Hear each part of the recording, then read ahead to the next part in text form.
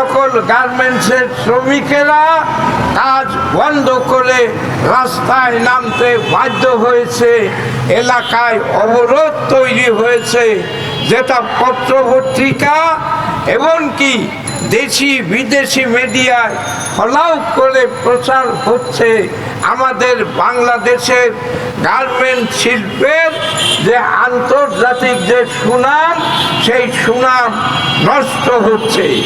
যে কারণে আমরা দেখি, গত পরশুর পত্রিকা দেখলে আপনারা দেখবেন আমেরিকার বাজারে আমাদের রপ্তানি 6 থেকে 9% কমেছে। এই কমলো কেন?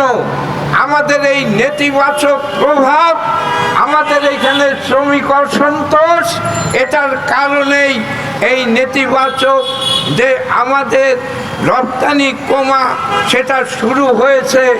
আমরা তাই আজকে শ্রমিকেরা উদ্বিগ্ন, চাকরি হারানোর ভয়ে। আমরা মনে করি যে সকল মালিকদের কারণে, শ্রমিকদের বেতন না দেওয়ার কারণে শ্রমিকেরা কাজ বন্ধ করতে বাধ্য হচ্ছে, রাস্তা অবরোধ করছে, ওই সকল মালিকদের ব্ল্যাক লিস্টেড করে অবিলম্বে গ্রেফতার করে প্রয়োজনে তাদের সম্পত্তি সরকারের তত্ত্বাবধানে নিয়ে শ্রমিকদের বেতন ভাতা পরিশোধ করা হোক।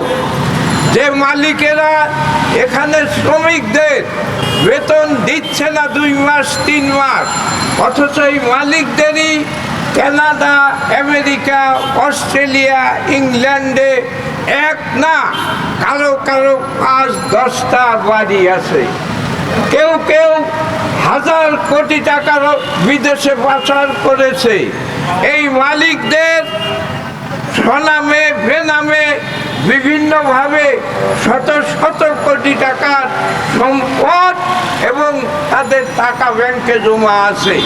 আমরা দাবি করব এই মালিকদের গ্রেফতার করে তাদের এই সমস্ত সম্পত্তি বাজেয়াপ্ত করে শ্রমিকদের বেতন ভাতা পরিশোধ করা হোক এবং বাংলাদেশের সকল গার্মেন্টসের উপরে একটি সার্ভে করে কাদের বেতন দেওয়ার সামর্থ্য আছে আর কাদের নাই সেটা চিহ্নিত করে আমাদের বাংলাদেশের গার্মেন্ট শিল্পকে ঝুঁকির মুখ থেকে মুক্ত করা হোক, যাতে আমরা সুনামের সাথে আমাদের গার্মেন্ট শিল্পকে বাঁচিয়ে রাখতে পারি, সেই আহ্বান জানিয়ে সেই সরকারের নেতৃত্বে আমাদের এই দেশ পরিচালিত হচ্ছে।